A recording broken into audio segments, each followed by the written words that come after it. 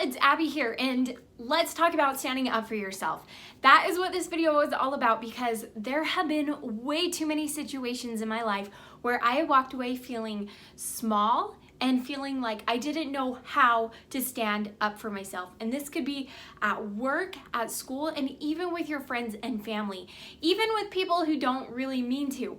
But I'm going to share with you 4 tips on how to stand up for yourself without sounding rude, like a jerk, without sounding braggy, and without sounding whiny. So without further ado, let's dive right into these tips on how to stand up for yourself. So a little bit of a story time. Where this video is coming from is a couple of weeks ago, like really recently. I was at a dinner party with friends and family, and there were some guests there that I didn't know and most of the family didn't know. So we were spending time going around, and each person was saying something, unique about them, and it turned into like, what do you do for a living? And so it was everybody just sharing what they do for a job. And when it got to me, they skipped me. And I don't think it was on purpose or anything like that, but it really bothered me. And I know that it shouldn't have, but that whole day I left and I was like, I don't feel good about how I personally handled that situation, because for some reason I got skipped. And I think it had a lot to do with the fact that I was 9 months pregnant, and also that I was one of the only females there at the table. And so I felt like I had done a disrespect to a lot of working moms out there, a lot of women out there, by not, kind of saying hey, I got skipped a little bit and I want to share with you what I do, because that's one way that you can stand up for yourself. And so I realized that I myself had to review these tips on how to stand up for yourself, because it's innocent situations like that happen to us all the time, where we feel like, hey, I didn't get the chance to defend myself, or I didn't get the chance to say my experience or why I'm qualified for this position. So don't let what happened to me happen to you. And to do that, here are my 4 tips. Tip number 1, work on your self-courage. Now, this seems like a no-brainer, but in those situations, and me at that dinner party, when it happened and I realized kind of what had happened and I'd been dismissed, and I think that's what happens to us more often than not. People aren't trying to be rude, they just kind of dismiss us or forget about us and our turn. We have to practice self-courage. And in that moment, I didn't feel like I had the courage to say, oh, excuse me, let me tell you about what I do, because you feel like you're gonna brag, you feel like you're going to, sound like hoity-toity in any way. And my challenge for you on this tip is to work on the courage to talk about yourself. Work on your courage that you will stand up for yourself, and committing to that, because I know that from this experience and from others, I've learned that nobody else is going to stand up for you. You have got to stand up for yourself in all situations, and you can do so in a kind and, meaningful way.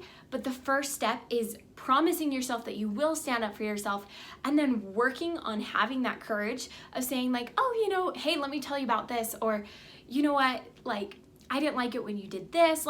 All these things can be hard conversations to have.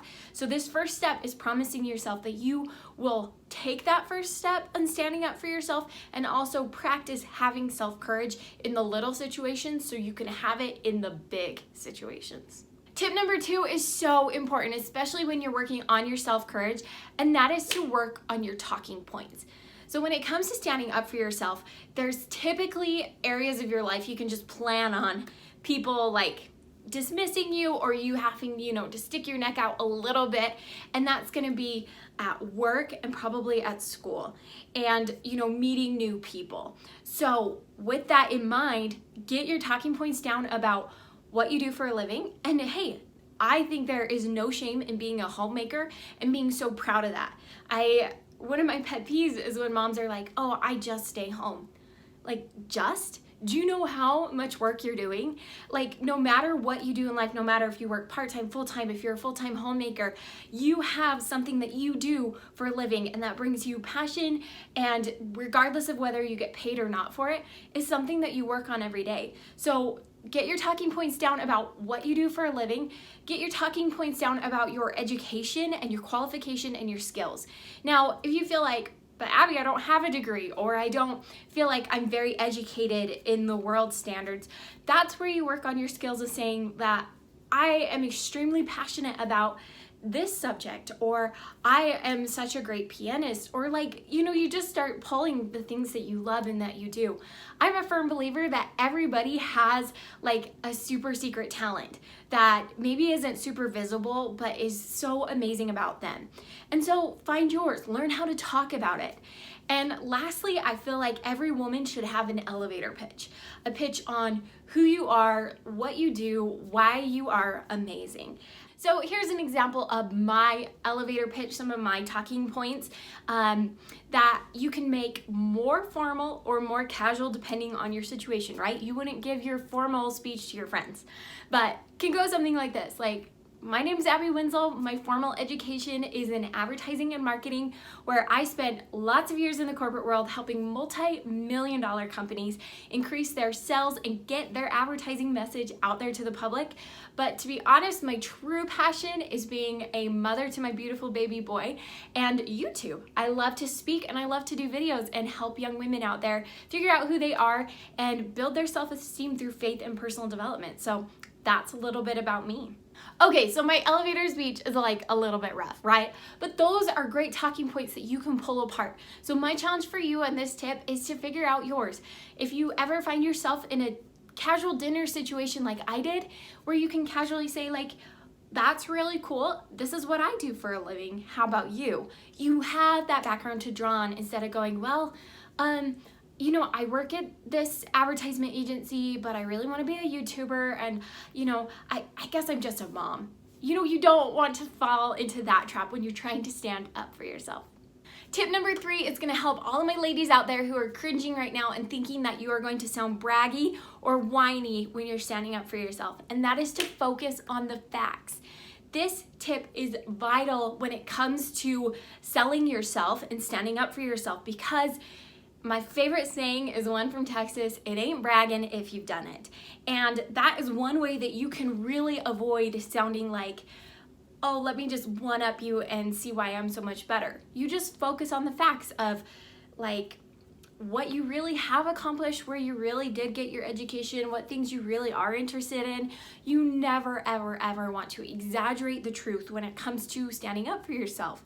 Now, for my ladies out there who tend to downplay your skills, this is not the time when standing up for yourself. And this will really help you when you're like, well, I'm not really that great of a singer or a pianist, or, I'm not really that great at my job. The key is to focus on facts, numbers, anything tangible, anything that gives a parameter to your experience or to who you are is such a great way to stand up for yourself, because you're not like, well, I've done this and this and this. You can say, you know what? I've had a lot of experience in that, and I spent a year doing this. I spent a lot of majority of my youth doing this. See, even just those little parameters make me sound more accountable. They make me sound more real, and they make me sound way less braggy and like I'm trying to one up the person next to me. And my last tip for you on standing up for yourself is to do it with a smile. Now, I'm not saying that every situation where you stand up for yourself is an easy one to talk about. There have been blatant times in my life where people have just been flat out rude about my experience or about why I'm in the room, if you know what I mean. Like, what do you bring to the table? And people have been like flat out rude about it, and you want to say, excuse me, and you just want to spout off like why you're there, or tell them why that was so inappropriate, And my challenge for you on standing up for yourself is not to put the person down who has like dismissed you or is questioning you or making you feel like you need to stand up for yourself, but to just do it with a smile and to do it with so much kindness and respect, because that speaks volumes about you as a person, and it also leaves the room as a safe zone. You don't want to draw a line in the sand of like, we can't be friends anymore, or, me and my boss are at ends because they felt like this about me. Just, casually smooth it over and do so with a smile. And that's gonna make all the difference in recovering from feeling like you have to stand up for yourself. Okay, ladies, I gave you a lot of tips, but I feel like if we summed it all up, I hope that you can have, one, the courage to stand up for yourself, work on your talking points of why you are amazing, and I know that you are, and doing so with a smile, sticking to the facts, that you will be able to look poised and polished in any situation where people dismiss you, or they're questioning what you bring to the table, or they're making you feel like a really junior member of the team, whatever that is. And so I hope that these tips give you some confidence in standing up for yourself, because now you've got some tools in your arsenal to use when you feel dismissed. And like I mentioned earlier, this happens all the time. This happens to me. This happens to grown adults. This happens far, far, far too often. And so my challenge for you is to represent women everywhere and stand up for yourself when it comes to why you are so freaking amazing. So best of luck, girl. I'm so grateful you'd watch my video, and I can't wait to see you on my channel with my next video. So Abby J out.